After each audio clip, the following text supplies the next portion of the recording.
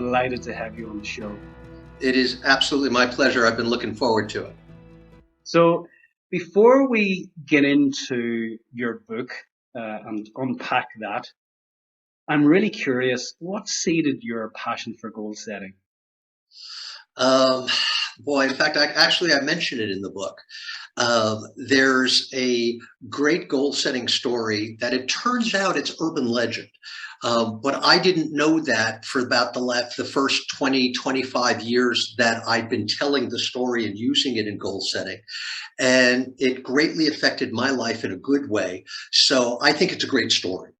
And the story is affectionately called the Yale story. And apparently this goes back to the late 50s, where they took the graduating class of Yale, and I think we can agree was probably a bright group. And they started a longitudinal study, a long-term study with them, and they gave them a 100-question survey. And two of the questions they asked were, do you currently have written long and short-term goals? And do you have written plans to achieve them? And of the graduating class of Yale, about 3.5%, so we'll call it 4, said yes, they had to both of those questions. And then 20 years later, in the late 70s, they came out and said they went back to those same group, and they asked them another 100-question survey. And among them was one question, which was, what is your current net worth now that you're 20 years out of school, assets over liabilities? And when they did all the analysis, and there were a lot of other issues that were discussed, when they did all the analysis, what they found was that the 4% who had written long and short-term goals and written plans to achieve them had a net worth that was greater than the other 96% combined. And I read that in late 70s, early 80s. It was around 80, maybe 81. And I read it. It was a big story. I mean, it was in the papers, even though it turns out in hindsight, it was urban legend. And I looked at that and I said, this stuff works. If that makes sense for them, it's got to make sense for me. And what I figured out, and I know this today, what we know is it really is about 4% of the population that has written long and short-term goals and written plans. And what we know is that of the top 1%, those really high wage earners, those really high net worth people, that number is about 70%. So it works. What I figured out a long time ago is it's that money does not cause goal setting. It has to be the other way around. Very good. Yeah. And that's interesting because that is a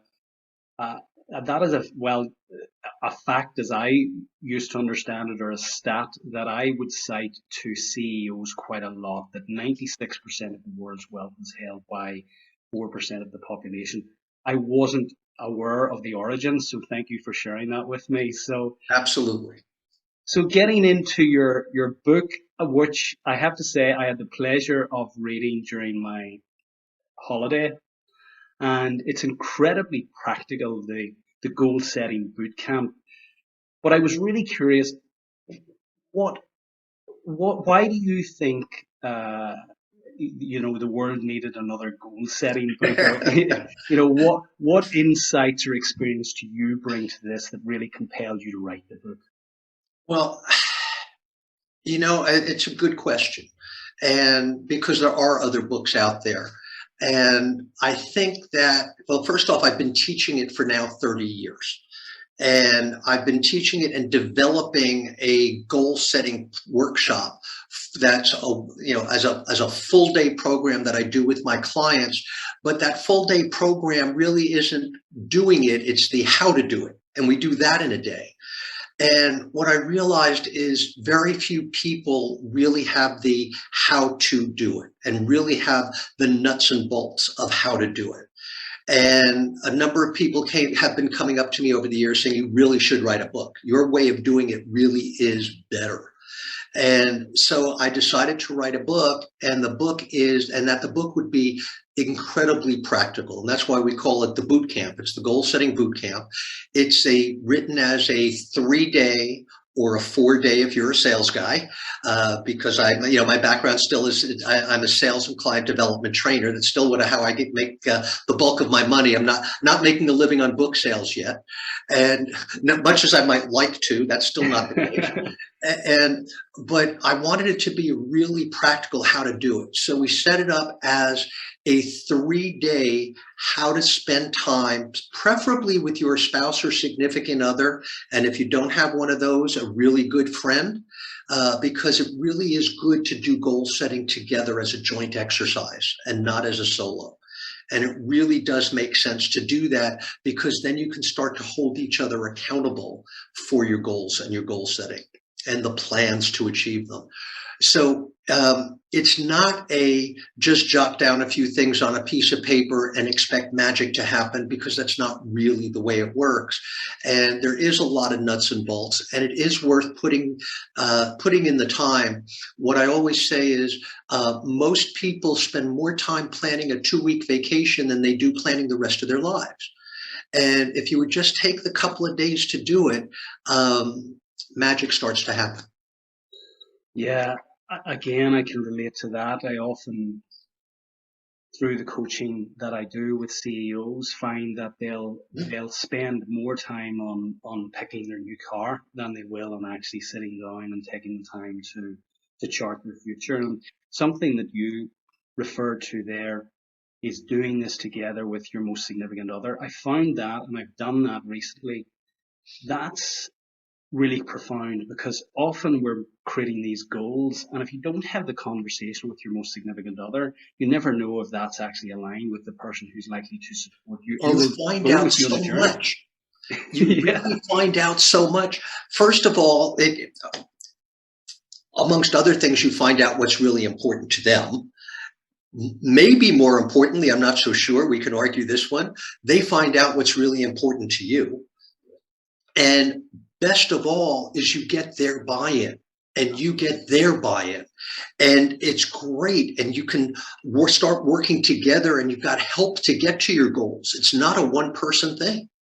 Yeah. So critically important. And we're working with companies who have aspirations to scale, which is essentially doubling their business in a 4-year period. And so critically important that, given the demands that has on the individual and on the business and on everyone around that leader, that they actually share those goals and those aspirations with their most significant others. So yeah, that's really profound. In terms of the book, and I have been working through the questions, and I have to just, it is so practical, and I do a lot of this, but it's really made me think. You go right back to your values. Can you share with us why you feel that's important to begin with? I think it's critical to do what I call a value audit. And very few of us take the time to do that. Those of us that are business owners, most of us, not all, most, those that are serious about their business, somewhere have a mission statement, a value statement, and a statement of core values. Mission, vision, and core values. And I think it's critical to have that for yourself personally as well. And you need to have a mission statement for your life, and what you've been put on this earth for, and what's important to you. And that statement of core values, of what are those values that are really critical to you, and give it some real thought, because it's so easy in goal setting to get into selfishness and get into the me, and or get into what I think the world thinks I should be doing. And if I can be sexist for a moment, and I apologize for doing so, but we do live in a somewhat sexist world. At least it used to be. This is not as big a problem as it used to be, but it still is to some degree. When I go to men and I say, what are some of your goals? It takes them about 3 seconds to talk about the car and the vacation and the this and the this and that me. And when I talk to women, the first thing they think about is what's good for the kids. The second thing they think about is, what do I want for the family? And the third thing is me. And I sometimes have to remind them that it's important to have some me goals as well. And that's changing, and it's been changing over the last 20 years or so, but it's still not completely there yet. And it's a basic difference. I always say there's a lot of garbage on the Y chromosome, and one of them is selfishness and goal setting. And I mean, that's interesting. Is it something innate within us, or is it easier to count the things that we can see, so those naturally equate then to us thinking that those are the things that we should have goals about, in terms of our revenue growth and what that will bring in terms of the house and the car and does that then naturally lead us to actually set goals around those things? And you mentioned societal pressure as well, that we set goals, or we can tend to set goals on the things that we think people judge us on, or that we determine is successful, as opposed to some of the personal things. If I set a goal that says I want to spend kind of 3 hours a week with my son going to his football games, I may never see a tangible result of that as such. So if I'm left-brained, analytical, rational, logical, am I more inclined then to set goals that on the tangible things? Well, I think it's, you just reminded me of a fun moment I had. I was asked to give a talk to a national convention of elder law attorneys, as it turns out, and which traditionally are mostly very small practices. A lot of independents and small practices. And I had about 100 attorneys or so in the room, maybe 200.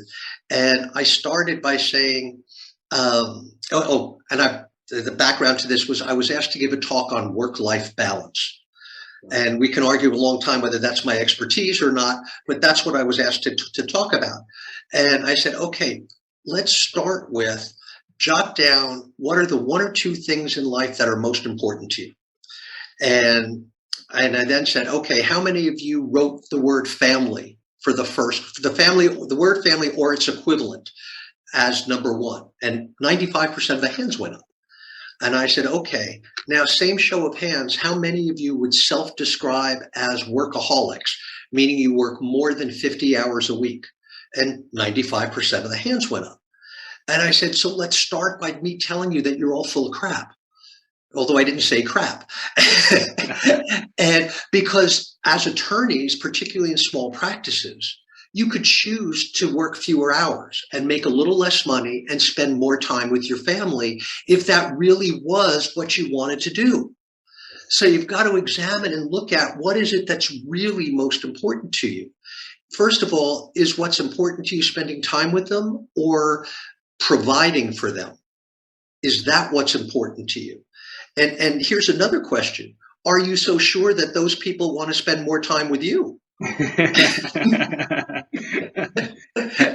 why it's important to sit down with your most significant other and explain your that's vision. why it's important to sit down with the significant others to have this. It's such a great example of, would you rather that we make less money and live in less of a house and not go out to dinner at the super fancy restaurants, but have me around more and be able to spend more time with the kids?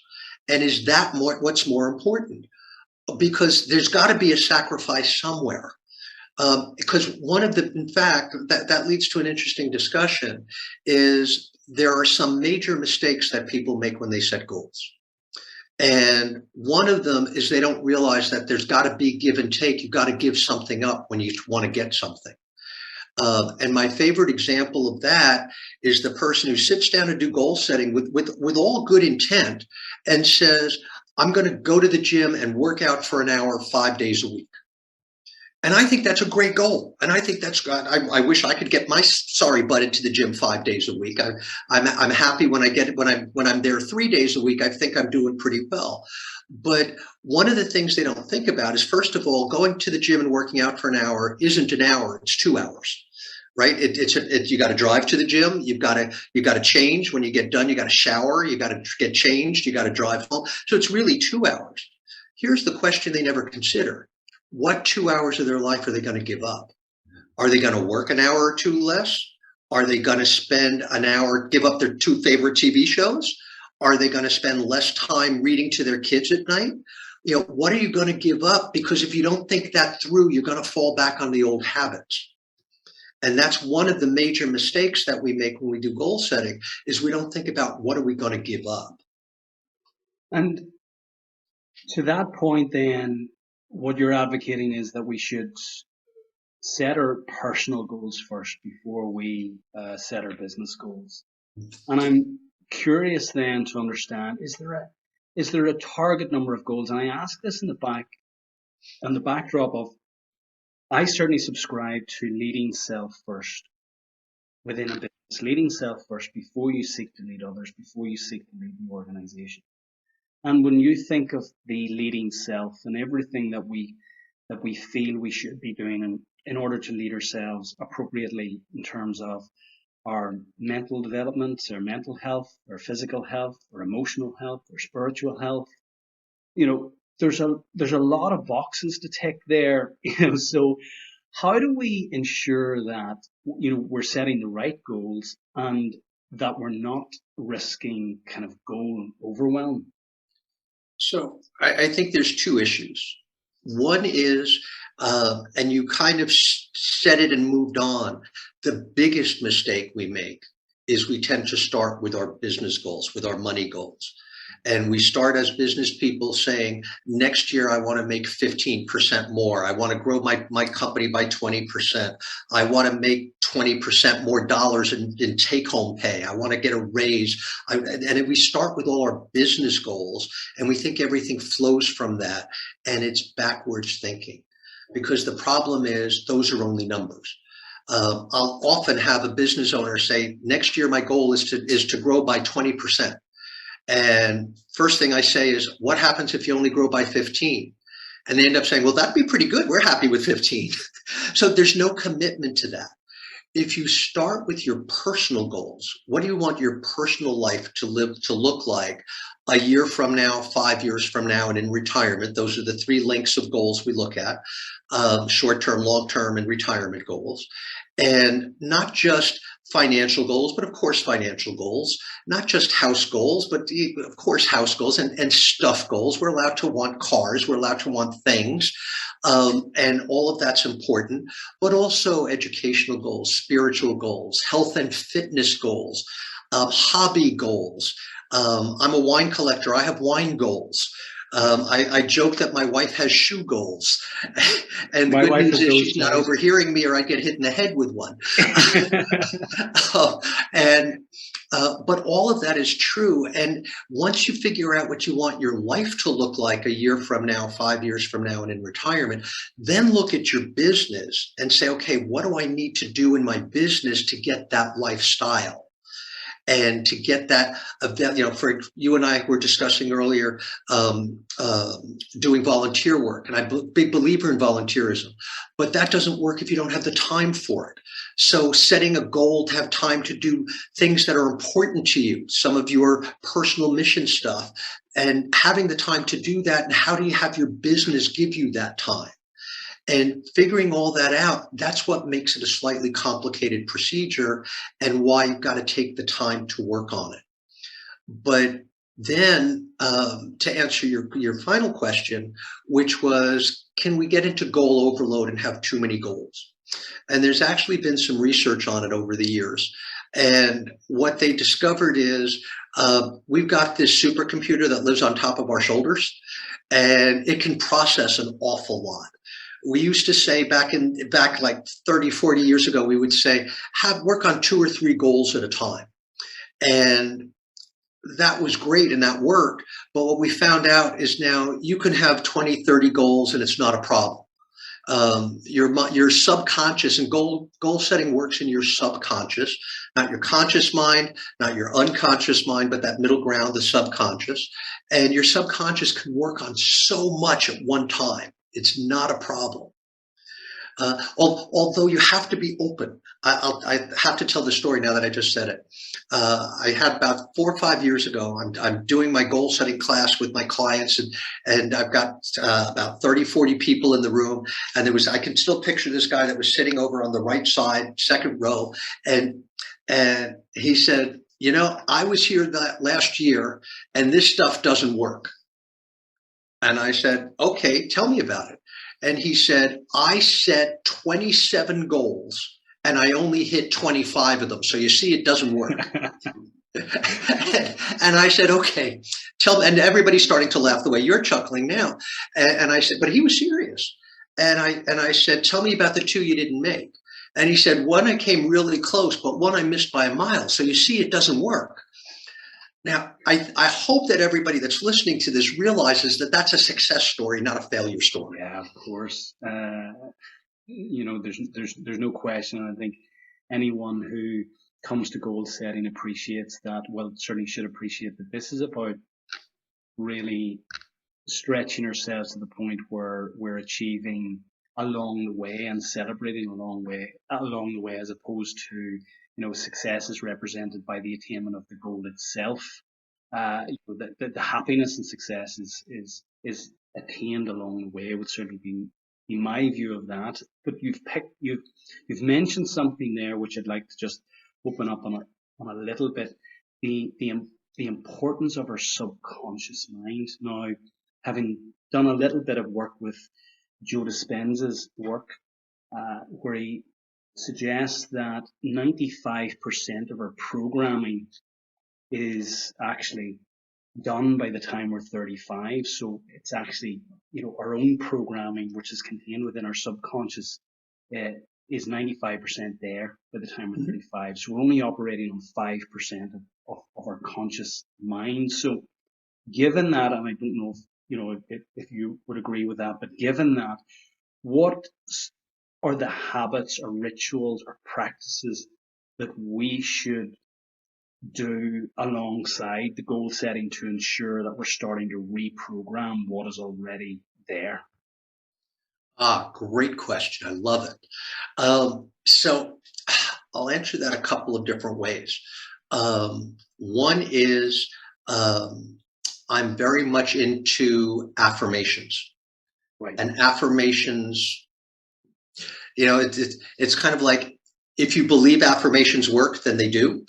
If they don't, maybe not so much. And affirmations work in your subconscious. And doing daily affirmations by the way, affirmations need to be positive, right? Your subconscious works like Google. It doesn't understand negative words. Yes. Right? If you type into Google "not football," what you'll get is a billion hits on football. Yeah. And so your subconscious works the same way. It's got to be positive. And your subconscious works only in the present tense. It only knows the here and now. And it only knows you. It does not know anybody else. So it needs to be in the I, or the me. And so when we do affirmations, you can't say, my son will graduate Harvard one day, because that's not you. And it's future tense, right?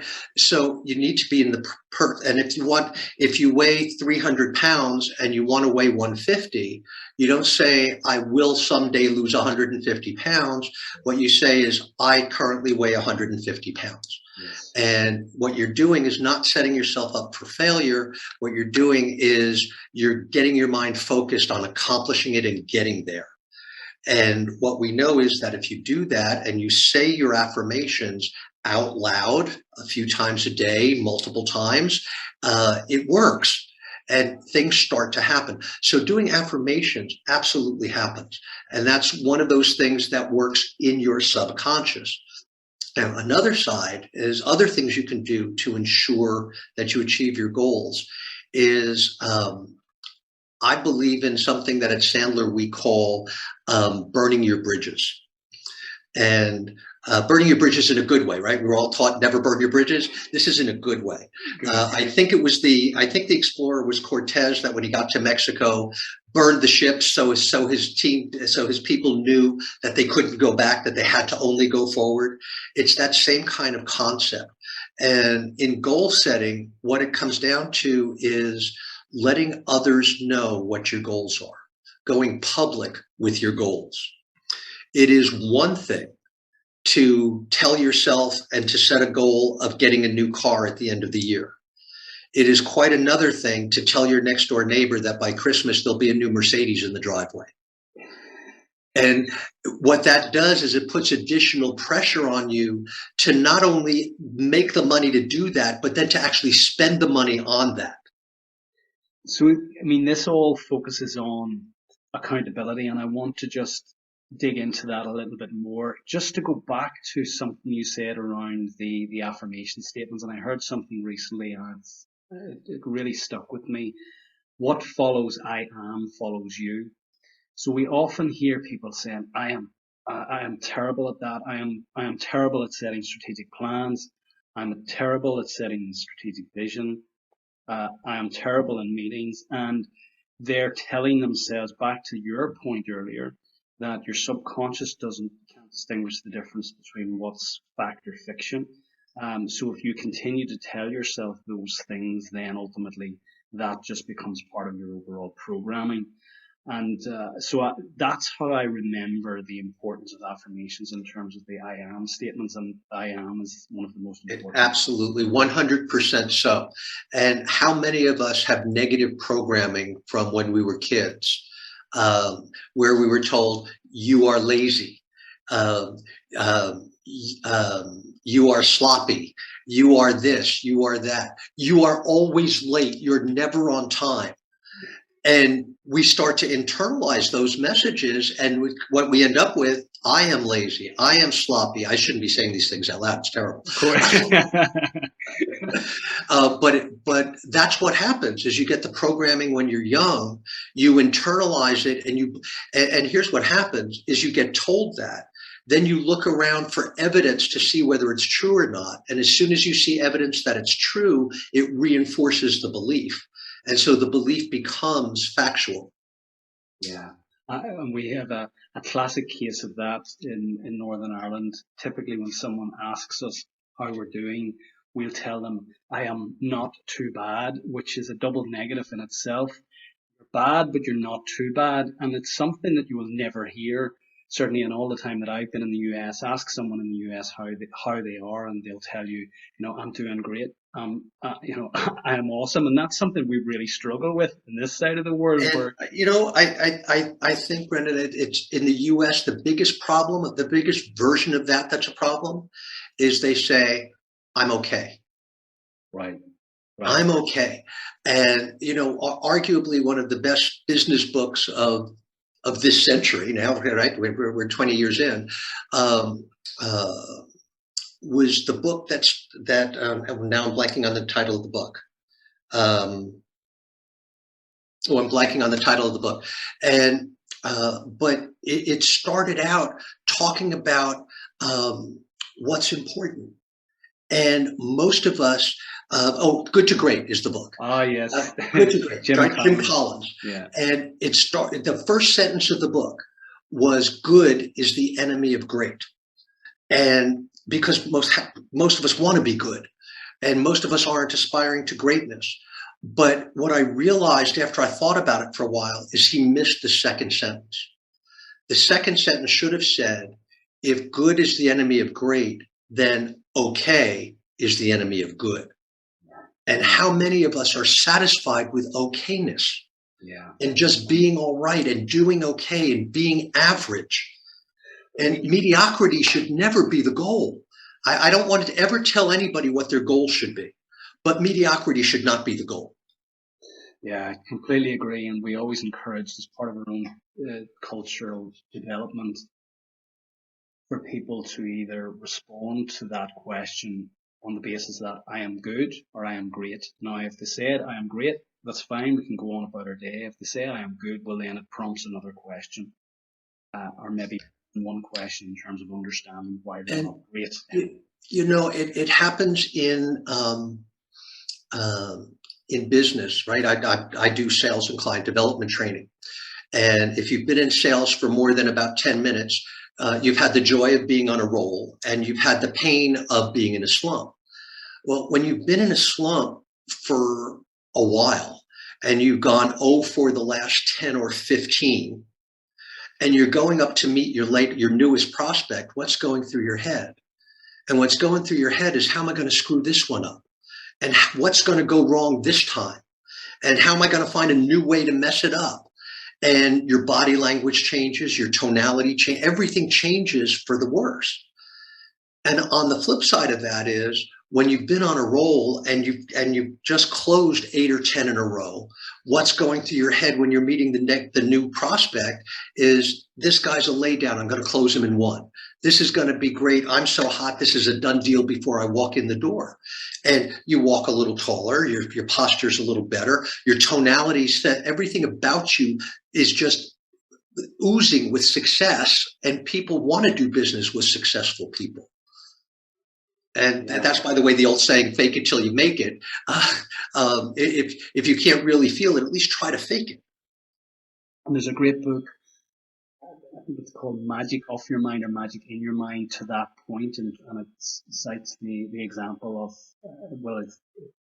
it's the chronology of a guy who turned his life around, a sales guy who turned his life around on the basis of actually the development of his own mindset and that belief that he had closed the last 8 deals, even though he hadn't even had 8 prospects to close. But back to your point in terms of fake it till you make it. So Kevin, getting back into the book, you use the acronym, which we're all very familiar with, and I would make the assumption that business leaders listening to our podcast today will be familiar with, which is the SMART goal acronym. You still believe that's relevant, and you've actually added to it. Can you just take us through that and how you I believe that SMART goals are absolutely still relevant, and I'll go through that briefly, quickly. But I did add 2. I added a Y and an S, and I say your goals should pass the SMARTYS test. And that's how we pronounce with the YS, SMARTYS. And so very quickly, S is, goals need to be specific, and the more specific, the better. I sometimes joke, my wife doesn't want much, she just wants more. Well, more isn't very specific. It's hard to know when you get there.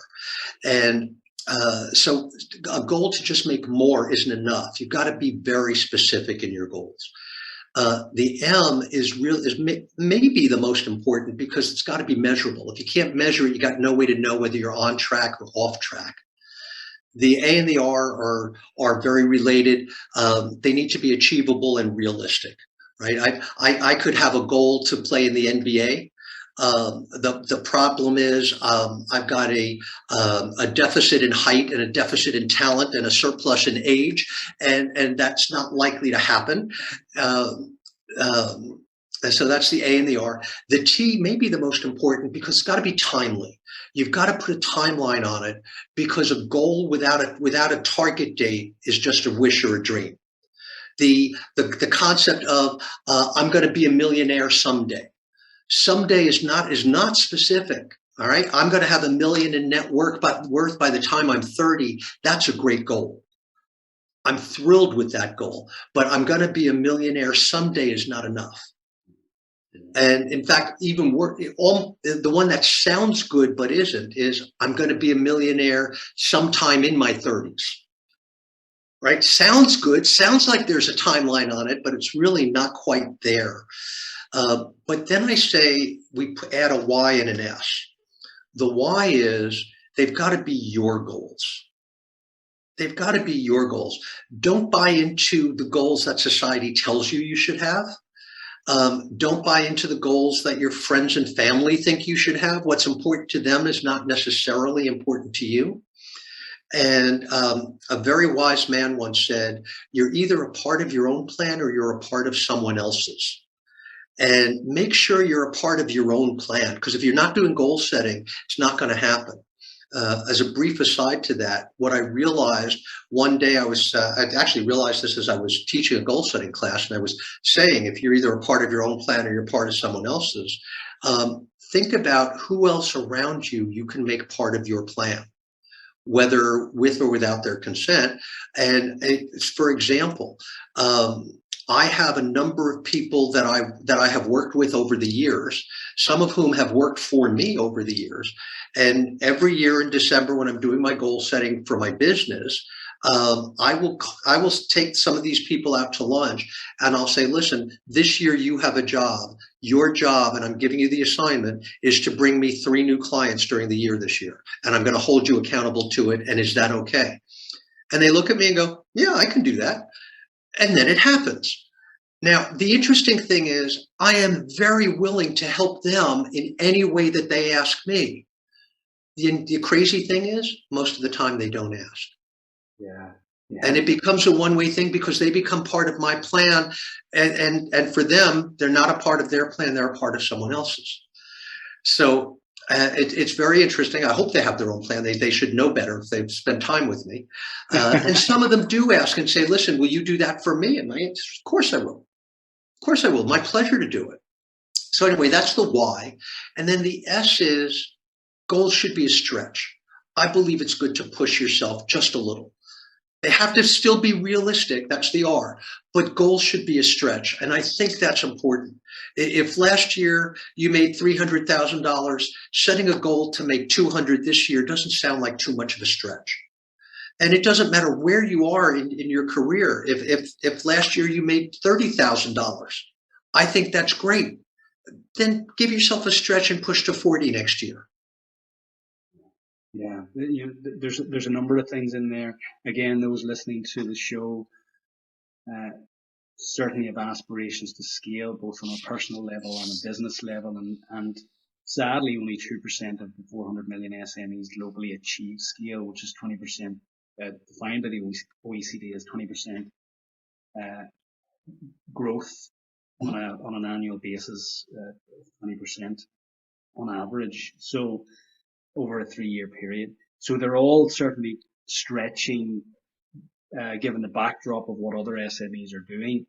Going back to the why and them being your goals, this surely requires a huge amount of work to understand yourself first and foremost. What do you advocate? And I mean, it's I took the Kindle out to the garden, and I give myself some space. The kids were away, and I started working through this. I mean, what do you advocate to the listeners in terms of actually starting that process of self-awareness to understand what you want before you start setting goals, or before you fall foul of setting goals that you think others want you to set? And there's so much involved there in that question.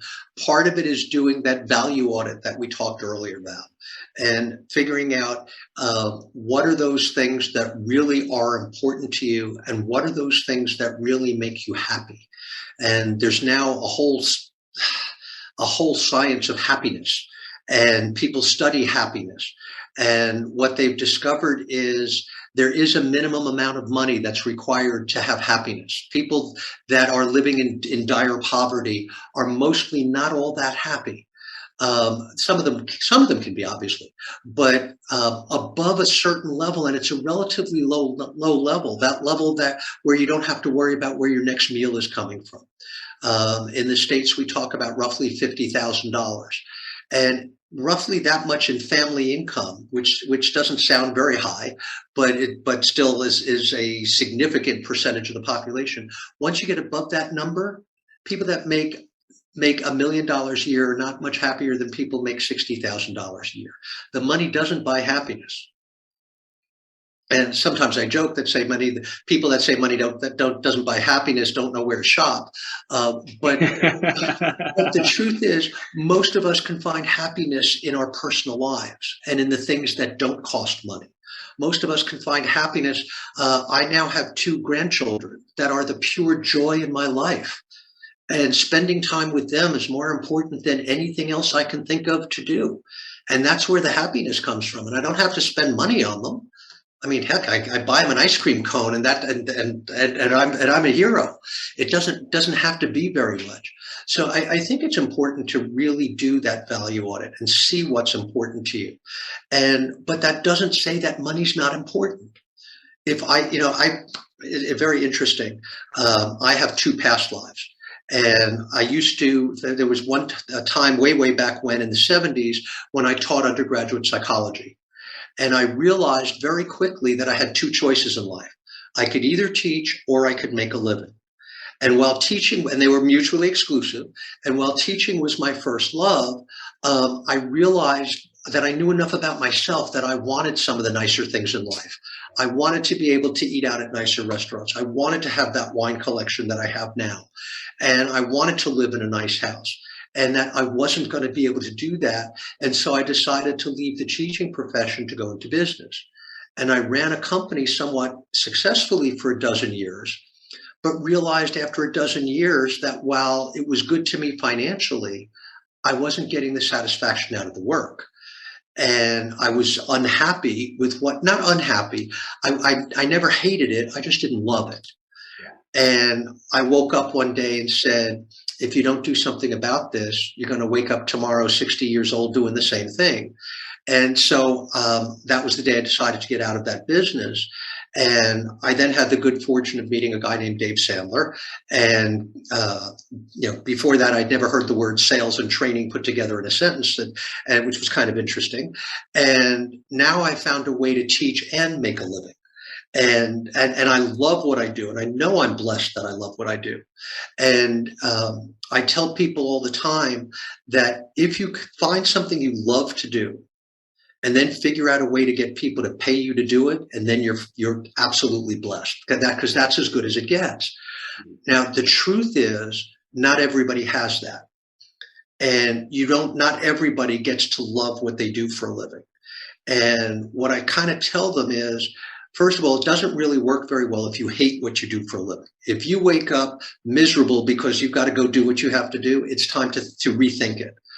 But as long as you're okay with it and it provides you a living, the key is to find things in your personal life that can give you the joy and the happiness, whether that's volunteerism, whether that's family. I don't care what it is, but find joy in your personal life if you can't find any of it in your work life. Yeah. And those goals are important goals.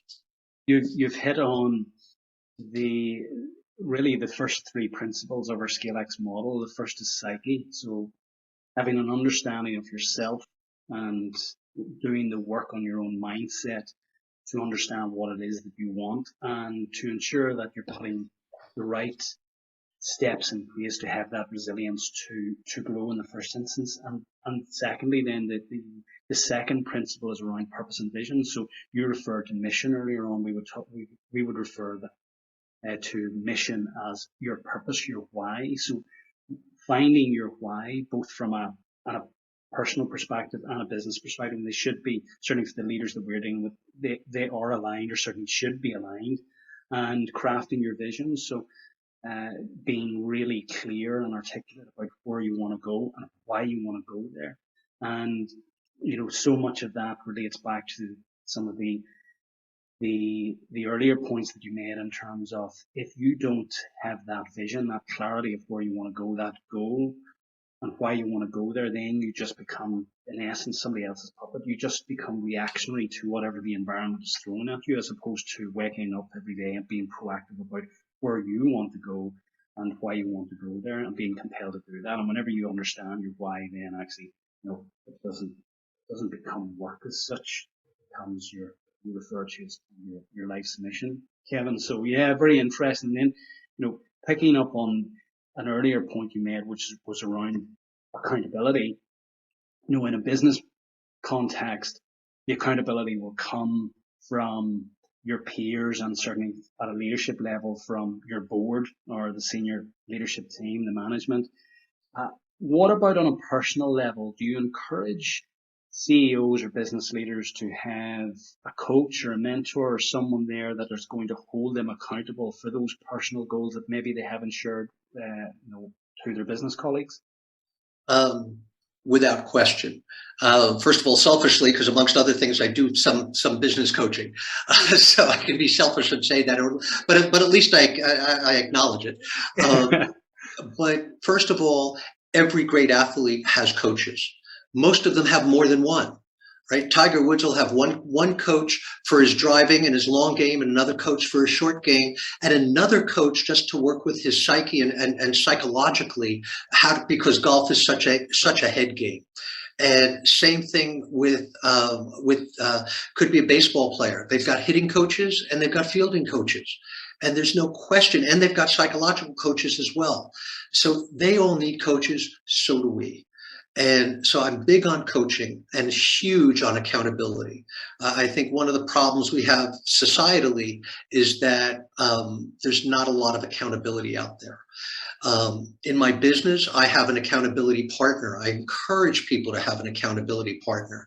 My accountability partner, we spend, somewhere between 20 minutes and an hour every Tuesday morning. And basically what it amounts to is he says, listen, last week you said you were going to do this, and that. Did you do it? And if not, why the hell not? And he pushes me to be accountable. And, I can say that the one agreement we have, and the only agreement we have, is that I'll never lie to him. And he knows more about my business than anybody, including my office manager and my wife. And they both know that, because he's the one person that knows all the dirty details, because I have to share that with him if I'm going to be accountable. And I do the same thing for him. Now, I do believe in your personal life, it's the same thing. That's where I said one of the ways to hold yourself accountable is to go public with your goals. So one of my goals is I'm retiring in about 2.5 years, or a little less than that now. The end of 23 is I'm done. And I've been telling so many people that, because I know as I get closer to it, it'll be real easy for me to say, you know what, maybe we'll stay another year. I can do another year, not going to change much, but I want people to hold me accountable to it. So I'm telling the world, I'm doing it even in a truer sense on this podcast this morning. I'm telling the world, the end of 23, I'm done. Now, that doesn't mean I'll never work again. It doesn't mean I won't keep a few of my clients, but my regular business will be sold by then, and I will move on into quote unquote retirement, which doesn't mean never ever work. It just means whatever the next step is. Yeah, I'm glad you added that caveat. Given the energy and passion that you exude, I don't believe for one second that you're going to retire by 2023. So look forward to checking in on you at that point. It would be remiss of me, given the expertise you have over the last 30 years in training and coaching sales professionals, which certainly in my experience was always the most challenging roles to recruit for. The challenge with salespeople is they're wonderful at selling themselves. So certainly at the interview stage, how can we increase the probability of success of recruiting the A players? What a good question. Finding good salespeople is arguably one of the most difficult things there is to do. The only thing more difficult than that is finding good sales managers, who are truly the rare breed. Good sales managers, good salespeople are unicorns. Good sales managers are purple unicorns with blue stripes. I mean, they're tough to find. I believe that reading a resume is not the way to find good salespeople, because I've never read a bad one. I've never seen a salesperson's resume that said, I got fired because. And I never met a resume that didn't say, I took my last company from $2 million to $50 million. And my first thought is, and you're on the market, why? Because if that were true, they would never let you go. And what we find is, by the way, they didn't quite lie. They started when the company was 2 million, and 5 years later they were 50 million. But that's because they got bought out by a $50 million company. So there's some truth in there somewhere. Here's the piece that very few people think about when they're recruiting. The number one thing that correlates with success in sales, And I ask that question all the time, and I get a lot of different answers, everything from competitiveness to personality to all sorts of things. Here's the number one thing that correlates with success in sales is what psychiatrists and psychologists call self-concept and self-esteem, self-worth. People who believe they're worth more make more. People who believe they're worth less, well, worthless is an interesting word, isn't it? Yeah. And what I find is people with high self-esteem find ways to, are comfortable. Here's my best example. Very few universal truths in sales, but one of them is when you're calling on corporate, it is always easier to work top down than bottom up. It's a universal truth. But here's what I know. People who don't see themselves talking to the CEOs of major companies face to face on a first name basis make excuses to not call at that level. Right? There's a small company down the road from my office, about 6 miles down a road called Route 1 in New Jersey. You might have heard of this company. They're called Johnson & Johnson. Yes. And their headquarters building is about 5-7 miles away from me. And there are people that if they were going to sell to J&J would insist on talking to someone whose last name is Johnson. But there are other people who would say, but wait a minute, Woody Johnson doesn't buy what I sell. I'm going to call on the VP of purchasing. And they rationalize calling one level down. And then there are others that'll say, well, wait a minute. The VP of purchasing isn't going to buy my widget. I'll call on a purchasing agent. And there are other people that'll walk in the front door of their headquarters building and go talk to the receptionist and say, who do I talk to around here? Because they're only comfortable talking to receptionists. So who you call on is a function of how you see yourself. It's not a technical problem, because I can tell people all day and all night to call top down, but if they're not comfortable doing it, if they don't see themselves there, it'll never happen. That's a great response. I've asked that question a lot over the years and certainly challenged our own hiring strategy. And as you were explaining and going through that, I'm thinking of going through the Rolodex in my head of all of the sales execs and business development managers I've worked with over the years, and you're absolutely right. There's a number of people that spring to my mind, and one was always comfortable at the operational level, and the other went straight to CEO and straight. Absolutely. So how do we test for that? That's a very good question. There are actually a couple of tools out there that do test for it. And if anybody wants to contact me about that, I can gladly talk to them about it. But there are very few. Yeah. There are very few. It's hard to do, particularly if it's sales related. And people will talk to me all the time. They'll say, hey, Shulman, you're a sales trainer. What are you doing talking about psychological terms like self-concept and self-esteem? And the answer is, if I can't help my clients grow there, I'm never going to help them make a significant leap in their earnings. And really, my only mission in my business is to help my clients make more money. Fantastic. Kevin, by the way, the good news is what I found is the better I am at helping them make more money, the more money I make. So, yeah, of course. Everybody wins. You've been so generous. That's that metaphysical thing again. Absolutely. You've been so generous with your time. I'm conscious of it. But given your experience, and especially with your with training thousands of people over the last 30 years, could you leave our listeners, those leaders of businesses who have aspirations to scale, 3 timeless takeaways? It can be anything, both at a personal level, business level. So I'll try to leave at least 1 or 2 of them having to do with goal setting, because that was our purpose today. One is, and I think this is great for business leaders, and they could be sales managers, they can be high-level execs, they can be the CEO, is they should be talking with their people one-on-one with all their reports about what their people's goals are. What are their personal goals? Brendan, what do you want your life to look like a year from now, 5 years from now, and in retirement? And the amazing thing is, just by asking you the question, you get that I really want to help you get there.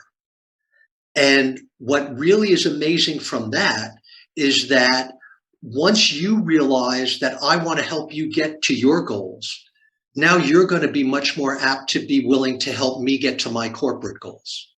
And you'll be willing to buy into my plans as well. So just my asking the question is huge. And the really miraculous thing, and I've actually had this happen, is every once in a while you ask someone that question, and what they tell you is they want to be you in 5 years, that they want you to mentor them and to grow them to take over your position and push you to the next level up. And how great would it be if you could find out that you've got people working for you that want that and you never knew because you never asked. So that is huge. Second is clearly to do your personal goal setting before your business goal setting. It's the biggest mistake people make. Don't be afraid of big goals. Big goals are fine. When you have really big goals, make sure to break them down into little pieces, right? How to eat an elephant is one slice at a time. And so all of that's real, but start with your personal goals. And then the last piece that we just talked about is understand self-concept and self-esteem.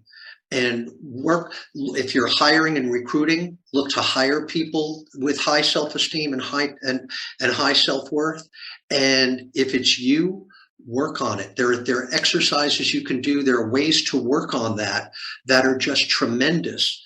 And but you have to consciously work on it, because if you don't, your subconscious believes you are who you are and that you belong where you are. Yeah, I love those. And just to sum up, and I interviewed the wonderful CEO of Scribe Media recently, JT McCormick. He was on season 1, and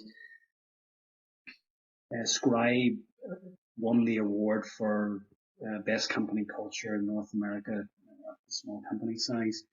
And obviously we had a great discussion around culture, and we were talking about the structure of the organization. He said, I don't have any direct reports. I only have direct supports. And to that point, what you're saying, for the business leader who has direct supports, inquire how you can help them achieve their personal goals, which you would hope are aligned Absolutely. to the overall attainment of the business goals. So everyone wins there. And I love that. The personal goal setting before the business goal setting. And the last point, in terms of understanding yourself and developing your own self-esteem, your own self-image. And I'd certainly recommend a book by a guy called Maxwell Maltz called Psycho-Cybernetics. To that point, a wonderful book. Kevin, you've been wonderful today. I've really enjoyed that. The last hour has absolutely flown by. So you've mentioned one goal is to retire. So prior to 2023, and you refer to something which I've never heard before, forever goals, also in the book. Yes. What's next for you and some of your forever goals then? So, for forever goals, for those of you who are not familiar with forever goals, because, we talk about long-term, short-term, and retirement goals, and lots of people talk about those three, but there's also something called forever goals. Those are those non-achievable goals that you're always working to get better, but you can never get there. Things like, I want to be a better husband. Things like, I want to be the best grandfather I can be. Things like, I want to bring happiness to those two kids. And those are things that are forever goals. And, always believe in growth and self-improvement. Those are forever goals. And I love those. Those are absolutely wonderful. And if you don't have those as part of your written goals, then they tend to get pushed a little bit to the side. And by the way, it's okay if you need help with those as well. Sometimes, goal setting is not all a one-person job, right? I need help to get to most of my goals. It's not just something that I'm going to do. I get help everywhere. And sometimes on your forever goals, you need help as well.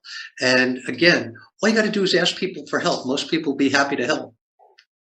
Kevin, on that note, thank you for taking the time to write the book. It is a wonderful book. I wish you all the very best with your forever goals. and I'm going to check back in to see if you've achieved that retirement goal in a couple of years' time. So for anyone who wants to reach you, Kevin, in the meantime, where's best to connect with you? Best way to connect with me is online, is obviously weexpectsuccess.com. So there's two E's at We Expect, because every time I don't say that, people get it wrong, even though it seems self-evident. So it's weexpectsuccess.com. And I am very responsive to people who say, hey, I heard you're on a podcast and I've got a couple of questions. Or, hey, I heard you on a podcast and I'd like you to come onto my podcast. I'm very responsive to those people. And often what they get back from me is a phone call rather than an email, because I do like to communicate via phone. And that's the best way. Get me online. Brilliant. Kevin, thank you once again. Really, really enjoyed today. Thank you. This has been a total pleasure, and thank you.